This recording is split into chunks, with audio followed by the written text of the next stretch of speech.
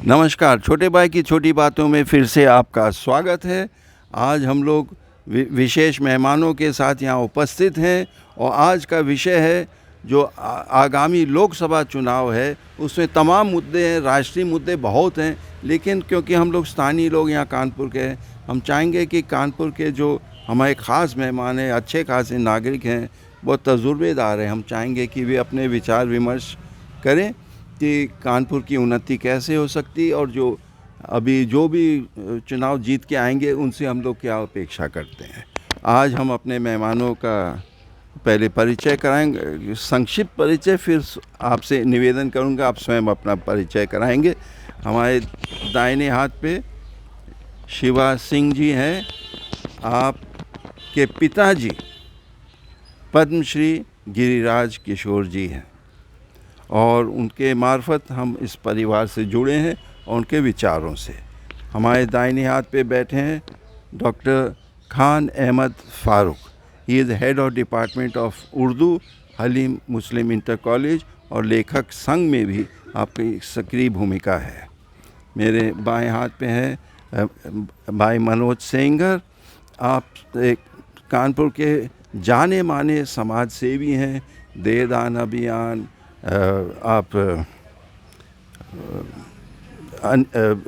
राम रोटी, अनेक आपने खिचड़ी बैंक, कई आपने सामाजिक कार्य किए हैं। और अंतिम इस साइड पे हमारे मदन लाल भाटिया जी हैं जो 3 बार पार्षद रह चुके हैं। उनके लिए कहा जाता है कि यदि मदन नहीं तो सदन नहीं। देखिए कहाँ तक बात है, इतने मशहूर लोग हैं।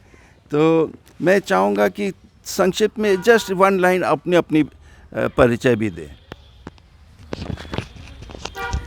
मैं शिवा सिंह हूँ। Basically I am a sketch artist और पिताजी के जाने के बाद उनकी कहानियों पे, उपन्यासों पे बस शॉर्ट फिल्म्स बनाती हूँ, बाकी समाज सेवा करती हूँ। Thank you. मैं खान अहमद फ़ारूक, मैं हलीम मुस्लिम पोस्ट ग्रेजुएट कॉलेज में, जैसा कि छोटे भाई ने बताया, वहाँ पढ़ाता हूँ और आर्ट और फाइन आर्ट से कंसर्न है और समाज में रह रहा हूँ, तो जाहिर सी बात है समाज के लिए जो मेरी जिम्मेदारियाँ कोशिश करता हूँ वो भी पूरी करूँ। मनोज भाई। मैं मनोज सेंगर हूँ। मूल रूप से गायत्री परिवार का एक कार्यकर्ता हूँ और इसके साथ साथ युग दधीचि देहदान अभियान के रूप में अपने शरीर को मरने के बाद चिकित्सा महाविद्यालयों को समर्पित करने का एक आंदोलन पिछले 20 वर्षों से मैंने संचालित किया हुआ है। मैं मदन लाल भाटिया, जिस क्षेत्र में बैठा हूँ इस कानपुर शहर में स्थानीय सरकार में 3 बार अपनी भागीदारी निर्वाचित होने के बाद निभा चुका हूँ। समाज सेवक हूँ, मरणोपरांत लोगों के नेत्रदान के लिए उनको प्रेरित करता हूँ और शहर की जन समस्याओं पर प्रमुख रूप से अपनी बेबाक राय रखता हूँ और आंदोलनों में शामिल होता हूँ। जो आपने देहदान और नेत्रदान की बात कही, देहदान के शायद 200 से ऊपर 275 300 को आपने सनराइजर्स हैदराबाद का भी स्कोर को पार कर लिया। 275 लोग कानपुर से अपने देहदान मरणोपरांत किए हैं। मेरे ख्याल से विश्व रिकॉर्ड है। और जो मद्दी भैया ने नेत्रदान का भी जिक्र किया, इस छोटे क्षेत्र कृष्णा नगर से 211 देखिए आंकड़े सब डबल सेंचुरी वाले हमारे बीच में 211 लोगों ने अपनी आँखों का दान किया है, जिससे 422, क्योंकि एक जन के 2 आँख हैं, इससे 2 लोगों को एक कॉर्निया मिलता है। तो ऐसे जाने माने लोग हमारे बीच में हैं। अब आप लोगों से निवेदन करूंगा कि आप अपनी बात रखें कि इस लोकसभा चुनाव में जो स्थानीय मुद्दे हैं, आप क्या एक्सपेक्ट करते हैं, इस जो भी जीत के आएंगे क्या होना चाहिए शहर में, आपकी दिली बात क्या है। क्योंकि मद्दी भैया आप 3 बार पार्षद रह चुके हैं, तो शायद इस मामले में सबसे तजुर्बेदार आप हैं, तो आप ही से हम शुरू करते हैं।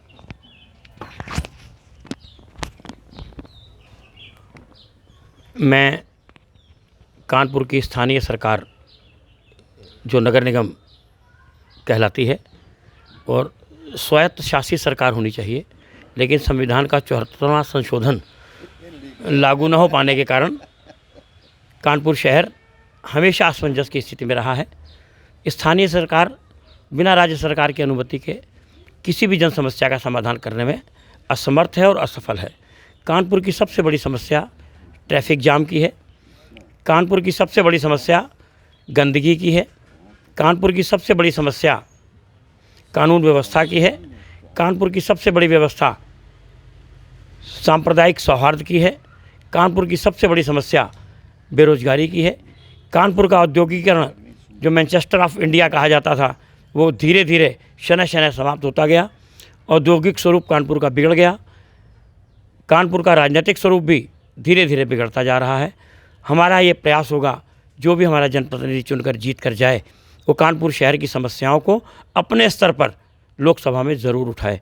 इधर हम पिछले काफ़ी अरसे से देख रहे हैं कानपुर की आवाज़ लोकसभा में शांत प्रिय हो पहुँच ही नहीं पा रही।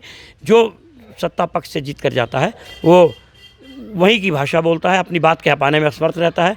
कानपुर तमाम बड़ी जन समस्याओं से पीड़ित है और सर्वाधिक प्रदूषित गंदे शहर का तमगा भी कानपुर ने ही प्राप्त किया हुआ है। इस कलंक को भी हमको मिटाना है, इसलिए हमको एक बहुत अच्छा जनप्रतिनिधि कानपुर शहर के लिए चाहिए, जो कानपुर की दमदार आवाज़ बनकर दिल्ली में गूंजे, देश में गूंजे और कानपुर की वो पहचान पुनः बरकरार हो, कानपुर की वो शान पुनः बरकरार हो। इसका प्रयास हम सब मिलकर करना चाहते हैं। थैंक यू मती भाई। हम वापस आएंगे क्योंकि आपने 74वां संशोधन की बात कही है। हमारे भारतीय संविधान, इसमें 5-6 पेज लिखे हैं इस 74वां संशोधन के लिए। हम लोग साथ में गए थे, गवर्नर साहब राज्यपाल से मिलने गए थे, निवेदन करना कि ये लागू हो जाएं, क्योंकि जो गांधी जी का जो सपना थी Swaraj, self rule, not home rule, Swaraj, self rule, तो इसका पूरा प्रावधान है। 73, जो लोग नहीं जानते मैं आपको बताऊं, जो 73वां संशोधन था वो ग्रामीण क्षेत्र के लिए, जो उनका विकास के लिए जो प्रधान और ऐसे जो चुने हुए नुमाइंदे हैं उनको पूरा अधिकार दिया गया कि वो अपने ग्रामीण क्षेत्र को संभालें। उसी प्रकार 74वां संशोधन में जो शहरी क्षेत्र है उसके लिए प्रावधान है, अर्बन डेवलपमेंट के लिए 12वीं सूची में सारे अधिकार दिए गए हैं। लेकिन खेद है सन 92 में ये लोकसभा में पारित हुआ, आज तक क्रियान्वित नहीं हो पाया अपने यूपी में। अब मैं मनोज भाई से निवेदन करूंगा, आप एक समाज सेवी, आप क्या कहना चाहेंगे भाई? सरकार भी करे, समाज भी क्या करना है, थोड़ा आप बताइए, रोशनी डालिए।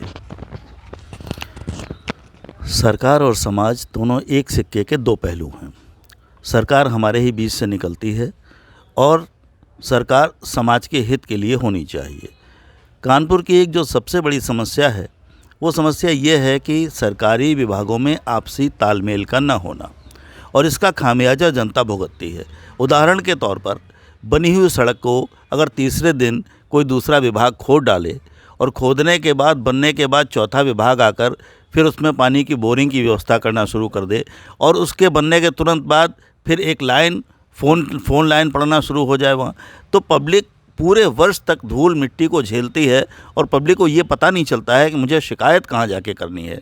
नगर निगम की जो बात है, 74वां संविधान संशोधन न होने से नगर निगम बिना दांत और पंजों का शेर है और इससे कोई भी व्यक्ति डरेगा नहीं जब तक उसके पास अधिकार नहीं होंगे।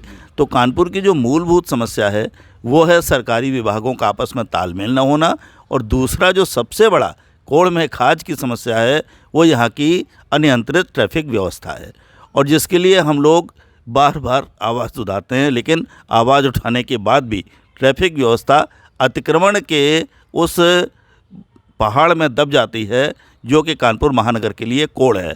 इसलिए सरकारी तंत्र को पूरी सावधानी के साथ, पूरी दृढ़ता के साथ और पूरी मजबूती के साथ अतिक्रमण को हटाने के बाद वहाँ पर अतिक्रमण न हो, इसके लिए कुछ जिम्मेदार व्यक्ति तैनात किए जाने चाहिए। और अगर उदाहरण के तौर पर बात करें तो अनेक कानपुर महानगर के थाने ऐसे हैं जो स्वयं अतिक्रमण की भूमि पर बने हुए हैं। और अगर अतिक्रमण की जद को बढ़ाया जाएगा तो कानपुर के आधे थाने समाप्त हो जाएंगे। तो पहले उन्हें अपने भीतर झांक कर देखना चाहिए और चिराग तले अंधेरे को दूर करना चाहिए। आने वाले जनप्रतिनिधि से ये अपेक्षा होगी कि इन मूलभूत सिद्धांतों को पूरी तत्परता के साथ लागू कराएं। थोड़ा समाज की क्या भूमिका है, सामाजिक लोगों को क्या करना है, हम सब कुछ सरकार पे ना थोपें। सामाजिक जो संघर्ष है, संघर्ष का अर्थ होता है समाज को भीतर से देखना। हमारा जो कानपुर का समाज है वो एक प्रकार से लापरवाही से युक्त समाज है। और यही कानपुर का नागरिक जब सिंगापुर जाता है या कहीं और विदेश में जाता है या कहीं और जाता है या ये हैदराबाद जाता है तो बिल्कुल लाइन अप होकर चलता है और वो सारे के सारे रूल रेगुलेशंस को फॉलो करता है, सारे नियमों को वो फॉलो करता है। लेकिन कानपुर में आते ही वो सब चलता है कि मानसिकता में आ जाता है। और सब चलता है का मतलब ट्रैफिक रूल्स को तोड़ देना, दूसरी तरफ से निकल जाना, दायां बाएं कहीं से भी निकल जाना। ये जो हमारी मानसिकता बन गई है, इस मानसिकता को बहुत दिन तक चलाया नहीं जा सकता है, क्योंकि कोई भी देश जब तक एक नियम और कानून के अनुसार नहीं चलेगा तब तक उस देश की और समाज की प्रगति होना संभव नहीं है। हम अपने बच्चों को नियम और कानून सिखाते हैं, लेकिन उन्हीं बच्चों को हम 15 वर्ष की उम्र में बिना हेलमेट के बाइक दे देते हैं, स्कूल जाने के लिए छूट दे देते हैं। और इसके बाद जब दुर्घटनाएं घटित होती हैं तो पुलिस से लेकर और शासन के ऊपर हम आरोप लगाते हैं। तो निश्चित रूप से समाज को अपने भीतर एक आईना रखना पड़ेगा और उस आईने में देखकर ही काम करना पड़ेगा। मैंने ये कहीं 1-2 पंक्तियाँ पढ़ी थी, धूल आईने पर, धूल चेहरे पर थी और आईना साफ करता रहा। तो चेहरे पर धूल पड़ी हुई है, उसको साफ करना पड़ेगा। अपने घर, अपने परिवेश, अपने मित्रों, अपने परिवार, अपने परिजनों, इन सारे लोगों को एक निश्चित नियम और अनुशासन में रखने की जिम्मेदारी समाज की है और उस समाज को उसे परिपालन करना ही चाहिए। धन्यवाद मनोज। हम क्रम से चल रहे हैं लेकिन फिर महिला आखिरी रह जाएंगी, तो हम क्रम को तोड़ करके शिवा से निवेदन करेंगे। She is a great artist. मैंने एक उनका फिल्म देखा, मैंने कहा आप बिल्कुल शबाना आज़मी से कम नहीं है। मैंने कहा पूछे उनसे। तो शिवा जी कृपया अपनी अपनी बात रखें। जैसा कि भैया लोगों ने बोला कि वाकई सड़क की बहुत बड़ी प्रॉब्लम है। हम यहाँ गड्ढों में सड़क ढूंढते हैं, इतने ज़्यादा गड्ढे हैं, सड़क कहीं दिखती नहीं। जब हम कानपुर स्टेशन से उतरते हैं और अपने शहर में आते हैं, मतलब मुझे लगता है कि मैं बचपन से वही चीज़ देखती आ रही हूँ। कभी किसी ने इतने बड़े हमारा सबसे बड़ी विडम्बना है, हमारा मेयर सत्ता पक्ष का है, एमएलए सत्ता पक्ष का है, सांसद सत्ता पक्ष का है। इवन पिछले टर्म में हमारे राष्ट्रपति थे कानपुर के, उसके बाद भी वो सड़क वैसी की वैसी ही है। कभी उसको सुधरने का क्या इसके पीछे रीज़न है हम लोगों को भी नहीं समझ में आता। और बहुत शर्म की बात है कि जो भी बाहर से या विदेश से या अपने ही शहर के बाहर से आता है, उसे इतनी, हम लोगों को इतनी शर्म महसूस होनी चाहिए कि क्या वो अपने दिमाग में वो लेके जाएगा एक छवि कानपुर की। और दूसरी बात मैं ज़रूर ये कहना चाहूँगी कि इतना भ्रष्टाचार भरा हुआ है, जितने भी सरकारी अस्पताल हैं, चाहे और केडीए हैं और नगर निगम है, विभाग जितने भी एक हैं, इतना ज़्यादा। और सबसे बड़ी बात, अभी मैं कार्डियोलॉजी में गई थी लास्ट वीक, मेरी फ्रेंड के हस्बैंड को हार्ट अटैक आया था। मतलब उस वहाँ पे स्ट्रेचर लाने के लिए पियोन ने 200 रुपये मांगे और इतना नशे में धुत था वो। मतलब इतनी शर्म की बात है कि इस तरह के, वो खुद बेचारी इतनी परेशान थी। फिर मैंने कहा कि जब अभी हम तुम्हें देते हैं, पहले इन्हें ले तो चलो अंदर, मगर वो नहीं तैयार हुआ। हम लोग कैसे कैसे उसको ले गए। मतलब it's very much annoying cheese. And सबसे बड़ी बात, ठीक है महिला सशक्तिकरण पे बहुत बातें होती हैं, ठीक है एक वर्ग है जो उन्नति कर रहा है, नो डाउट, बट बहुत निचला वर्ग, क्योंकि मैं समाज सेवी भी हूँ, बहुत जगह जाती हूँ, अभी भी लड़के और लड़की में इतना अंतर है कि लड़की को शिक्षा नहीं देनी, लड़के को बढ़ाओ जो कि आगे चल के पूछेगा भी नहीं माँ बाप को। बहुत ही ज़्यादा इस समय मैं तो खुद ही ये चाहूँगी कि जो सांसद आएँ जो भी थोड़ा इस पर देखें, और हम लोग खुद इस चीज़ के लिए रिस्पॉन्सिबल हैं, कोई और नहीं।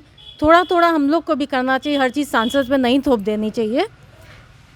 लाइक डॉग हम पाल रहे हैं और बाहर ले जाके किसी और के दरवाजे पे उसको शिट करवा रहे हैं। What is this? ये सब चीज़ें थोड़ा हम लोग भी जागरूक हों एज अ नागरिक, तब चीज़ें बढ़ेंगी, सुधरेंगी। बाकी तो ठीक है जो है। Thank you. जो आपने भेदभाव की बात कही तो हमें दो पंक्ति बहुत ज़माने से मैं बोलता आ रहा हूँ, लड़का खाए मलाई, लड़की करे सिलाई। अब मैं आप बेसब्री से इंतज़ार कर रहे थे डॉक्टर खान अहमद फारूक साहब।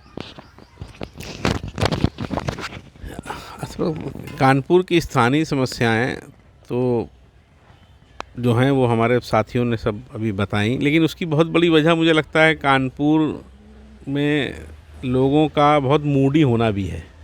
अभी आप लोगों ने कुछ दिन पहले एक रिपोर्ट पढ़ी होगी, कानपुर जो है वो दुनिया के 10 ऐसे शहरों में जहाँ के लोग बड़े खुशहाल हैं।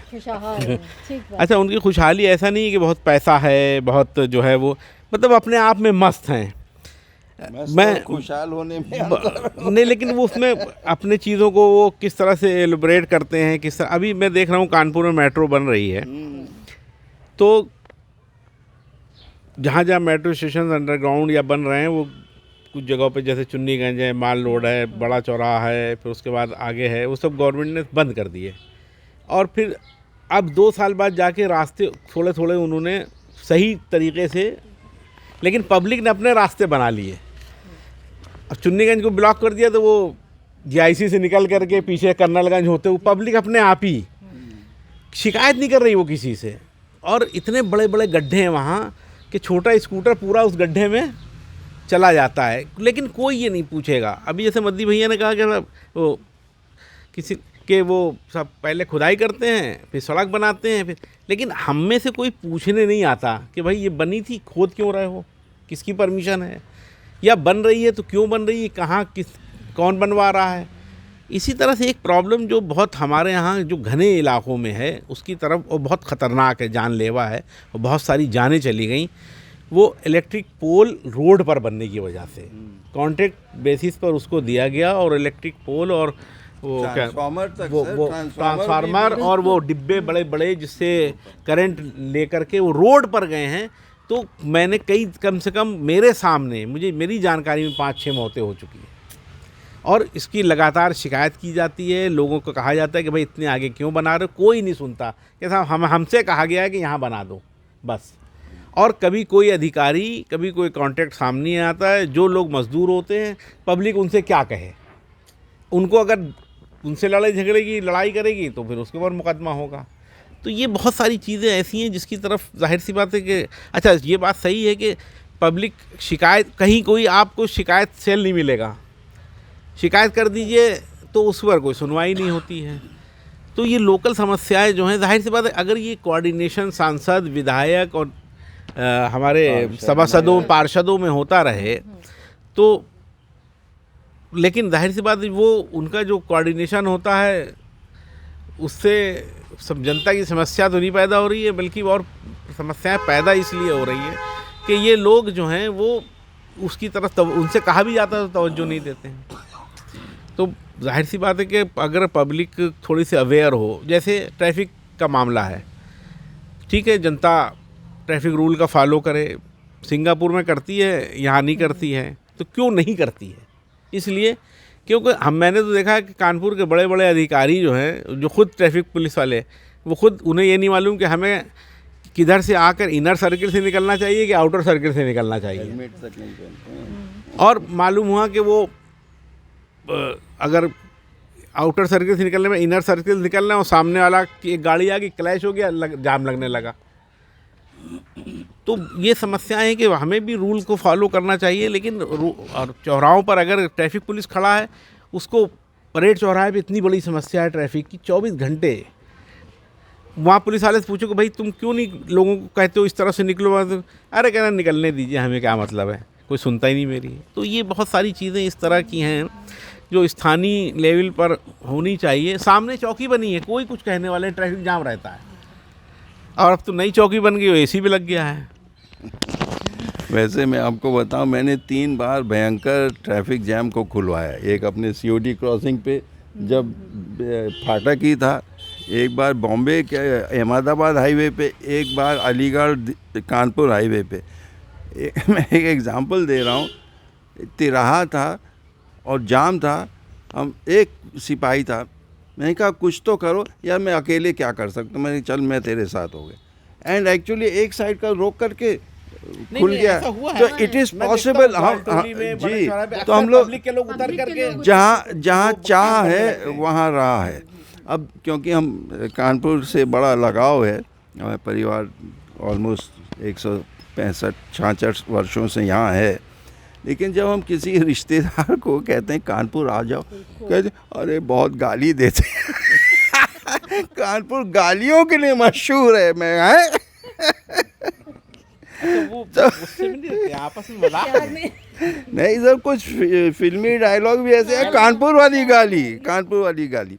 तो मैं निवेदन ये करूँगा कि एक तो हम लोग गाली देना बंद कर दें। यस, खास करके सड़कों पे, अबे कहाँ से निकले।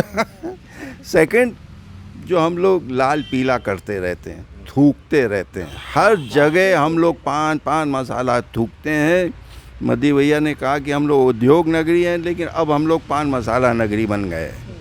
और चलो आप मसाला खा रहे हैं, निगल लो, अपने पेट में डाल दो। भाई आप होली क्यों खेल रहे? तो कैंसर के मरीज एग्जैक्टली, ऑरल कैंसर सबसे ज़्यादा कानपुर में है। तो अतिक्रमण के लिए आपने कहा, हम सोच रहे हैं कि पहले हम लोग कानपुर को यदि हम एक अभियान चलाएं इसे थूक मुक्त करने के लिए, ये एक इम्पॉर्टेंट पॉइंट। सेकंड जी, एक चीज़ को हम लोग लें तो कुछ तो हम लोग पकड़ लें। दूसरा, जो हम लोग गाली दे रहे हैं, निवेदन कर सकते हैं कि भैया ऐसे ना करो। और तीसरा जो आपने जिक्र किया था अतिक्रमण का, ये भी होना चाहिए ना, क्योंकि केवल स्थानीय मुद्दे पे हम बात कर रहे हैं। मैं हाँ, एक चीज़ जो आप सब एग्री करेंगे इस पर कि नौकरशाह ब्यूरोक्रेट्स बाहर से आते हैं, उनको कानपुर के भूगोल और इतिहास के बारे में कुछ नहीं पता। वो अपने मन मर्जी से स्मार्ट सिटी प्रोजेक्ट बनाते हैं, और केवल एक इलेक्ट्रिक बस हम कह सकते हैं जो अच्छी चीज़ कानपुर में आई है। उसके अलावा एक दिन आपने पेमेंट बनाया, जैसे आपने कहा, फिर मेट्रो ने खोद दिया, जो भी है। एक अभियान हमको चलाना है जो भूगोल से संबंधित है, कि जो अनवरगंज मंदना रेलवे ट्रैक है, हाँ, ये बहुत इसके लिए भी हम लोगों को एक मुहिम चलाना ही होगा, क्योंकि वो चीरता है पूरे शहर को और जाम भी कर देता है। समय काफ़ी हो गया, कहने को और बहुत कुछ था।